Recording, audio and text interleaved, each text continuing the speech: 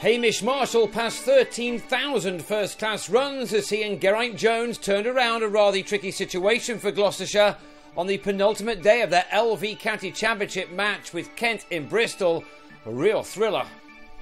Gloucestershire needed 8 overs to get the 1 wicket they required to end Kent's innings on 235. Liam Norwell grabbing his 25th championship wicket of the season as the visitors settled for a lead of 42. Adam Riley the man out, Gareth Roderick with his 4th catch of the innings. Kent would have been happy with that after falling to 98 for 7 at one point in reply to their hosts' 193. The game had been a good one thus far for the Seamers, and so Kent would have been hopeful of knocking a couple of home batsmen out before that deficit had been taken away.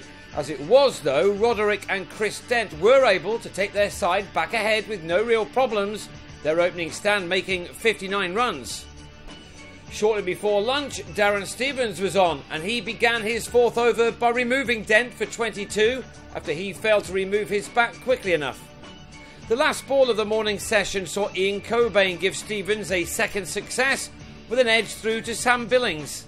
So effectively, Gloucestershire started the afternoon on 25 for 2, and only 7 more had been added to that lead when Peter Hanscom went after a very wide ball from Ivan Thomas, only to nick behind. Kent were taking charge when Roderick was superbly held goalkeeper style by Stevens off Thomas for 47.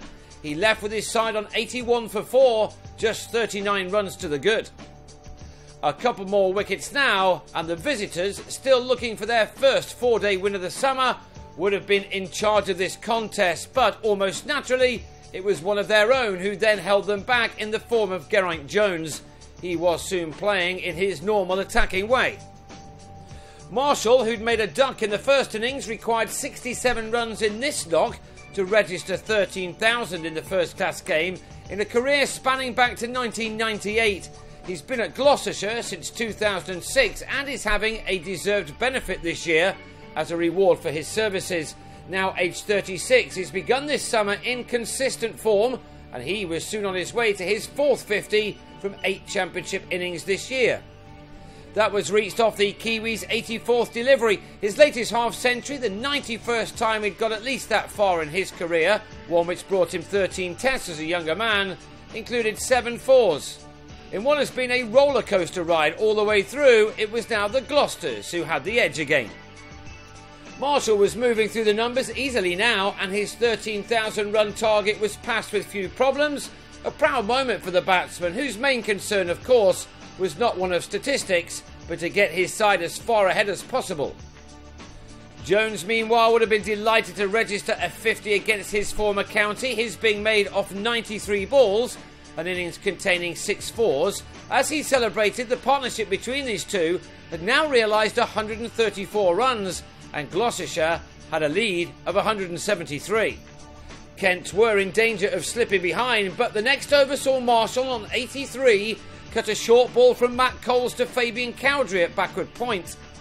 Coles struck in his next over too, his 25th championship success of the summer, Kieran Nima Barnett driving him to Callum Haggett before he'd scored. Then next ball, Jones was trapped in front by Thomas, and this fascinating game was turning once again. Jones gone for 55 with his side on 221 for 7, now leading by 179. So more runs were needed, and Craig Miles and David Payne did their bit by seeing out the next 13 overs in adding 36, which had the lead into the 200s and climbing. The second new ball was just around the corner. Before it was needed, Payne gave it away with a loose drive off Haggett to Sam Northeast at mid-off. And 4 runs later, Stevens had Miles held in the slips by Riley, the batsman out for 22 at 261 for 9.